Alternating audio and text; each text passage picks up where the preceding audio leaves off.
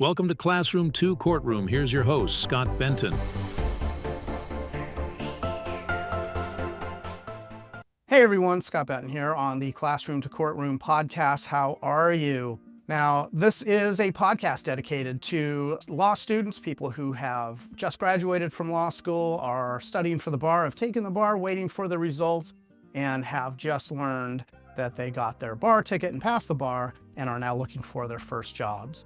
We are a podcast that's interested in the practice of law and making sure that you as law students make that transition easily from being a student to a legal professional working as an attorney in the legal field. And we're also interested in making the practice of law fun, which we believe it is fun. It can be fun if you're armed with the right tools. Now, we know that schools and bar prep exams are not going to exactly teach you how to practice as an attorney. So we felt at the Classroom to Courtroom podcast that was our responsibility to make this podcast and go through all of the different nuances that you're going to need to know so that when you step into your first job as an attorney, you're going to be able to practice law, even though no one has taught you how to do that except for possibly listening to this podcast.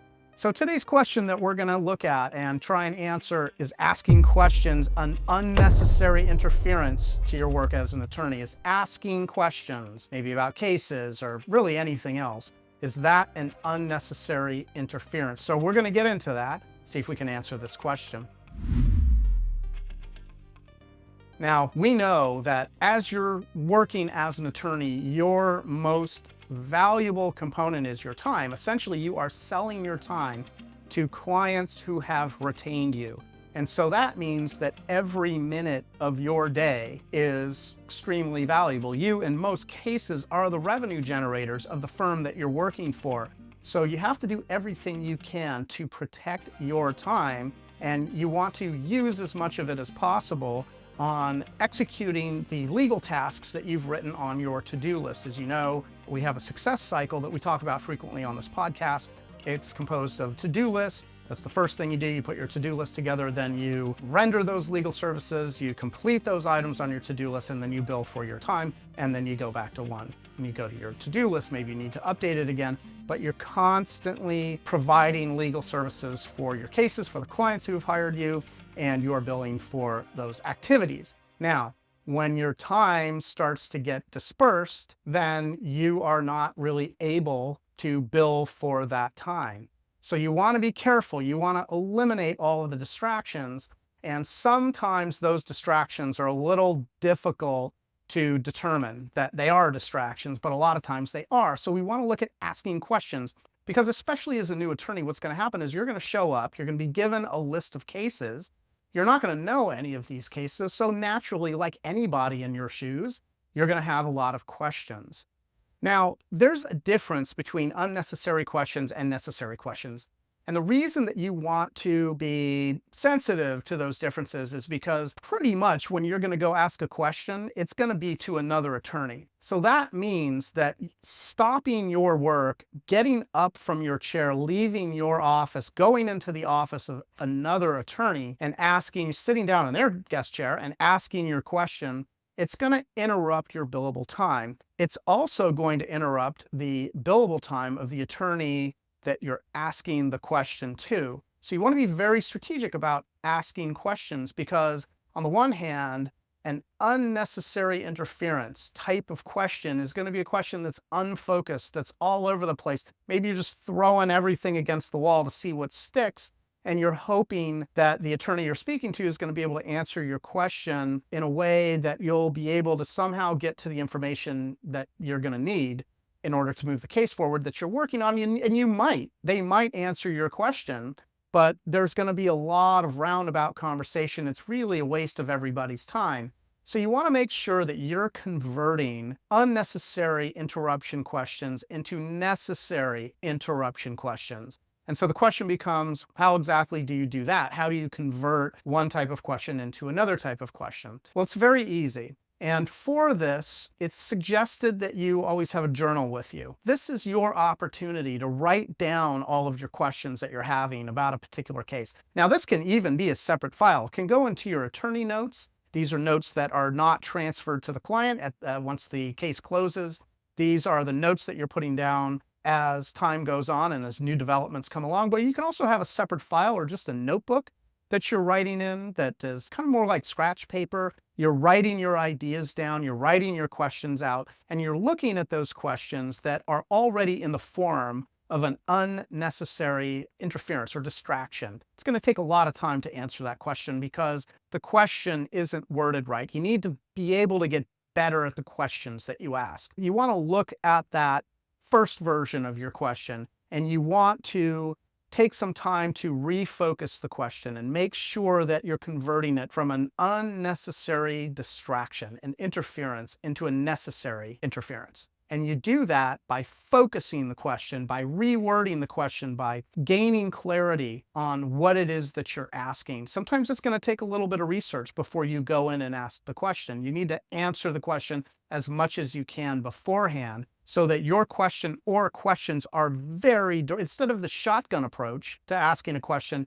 you're doing the laser beam approach, very, very precise and accurate. That's what you want your questions to look like when you go in and ask them. You want to sit down, you want to reference the case, you want to ask the question, and you want the attorney that you're sitting in front of to answer that question for you in a very succinct, specific way so that you're not going back and forth and, again, throwing everything against the wall to see what sticks so that you might come up with an answer, a partial answer, or a direction to go that is going to really take you off track. So you need to do the work before you ask a question. You don't just impulsively want to get up, run across the office to the other person's desk, to the attorney that you want to ask the question to, and ask them the question. You want to be prepared before you walk into their office. And again, you want to focus it like a laser beam. You want it clear and you want it simplified. That's the thing about asking questions is you want to refine them until they're clarified and until they're simplified. A simplified question is going to give you a far more accurate answer than one that's really sort of wordy and vague and all over the place. So you want to make sure your question is as tight and focused as possible. In this way, you're not wasting your time. That is your bread and butter as an attorney, because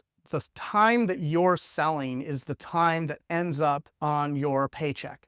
That's money in your pocket, whether it's in the form of your weekly salary or maybe a bonus. So you don't want to compromise that time. You want to be quick and efficient. You want to get in, you want to ask your question, get your answer, and then get out and get moving. And you want to continue to bill your client for the legal services, the high quality legal services that you are rendering and delivering for the clients who have retained you. Now, lastly, it's really important that when you get your answer, that you create an action.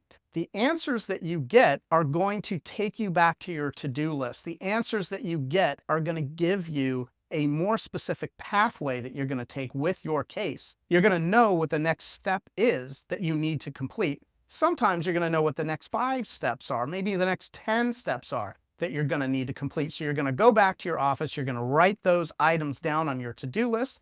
In terms of the success cycle, now you have your to-do list, you know what your next steps are. Now you're going to execute those steps. When those steps are completed, you're going to bill for those steps and you're going to get paid, go back to your to-do list and start over again. Now, it's important that you convert the answer you get from the attorney into actionable steps. What you're doing is you're trying to figure out how to move the case forward. You want to know what the next step is, or steps. So when you come back to your office, when you've gotten your succinct answer from your succinct question and you know what the next steps are that you need to take, that is going to refer you back to step 1 in the success cycle, which is the to-do list, and you're going to write those items down now that you know what they are.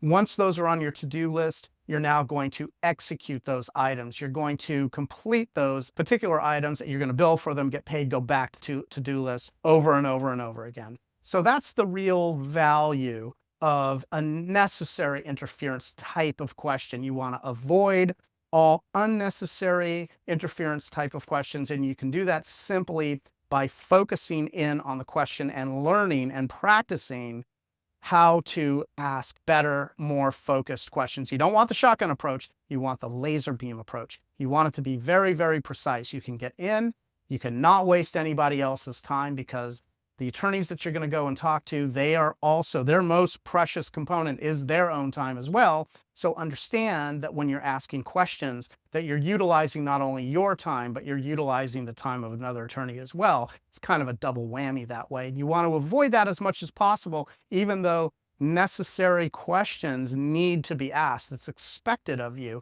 And especially as a new attorney in a firm, you're just going to naturally have questions that are going to need to be answered on cases that you're unfamiliar with, but just make sure that they're all focused. And don't go in and ask one question at a time. Make sure that if you have several questions on a case, that you're asking them all at once. You want to focus in on all of those questions and make sure they're clear, make sure they're simplified. Let's say you have 5 or 10 questions. You go into the office of that attorney and you ask those questions one right after another so that you get all of your answers, you get out, you go back, complete your to-do list, complete those tasks. So I hope this has been helpful. I'm Scott Benton. I'm the host of the Classroom to Courtroom podcast. And if you'd like to be alerted every time we put out a new podcast episode, you can go over to our website. Our website is classroom2courtroom.com. That is classroom, the number 2, courtroom.com. You can put in your name and your email address, and every time we have a new episode that we put out, you'll get an alert telling you that there's new material that you can go and listen to. So I hope you'll share, like, and subscribe if you like this podcast. And until next time, we hope that you'll join us in making the world a better place, one client at a time. Thank you so much. Thanks for joining us on Classroom 2 Courtroom, the podcast designed to help launch your first-time legal career. If you have any feedback or ideas for episodes you'd like to hear, you can always find us at classroom2courtroom.com, where you can leave comments, ask questions, and even join our online community. And always remember, by becoming an excellent and confident practicing attorney, you actually make the world a better place. Now get out there and master the art of practicing law.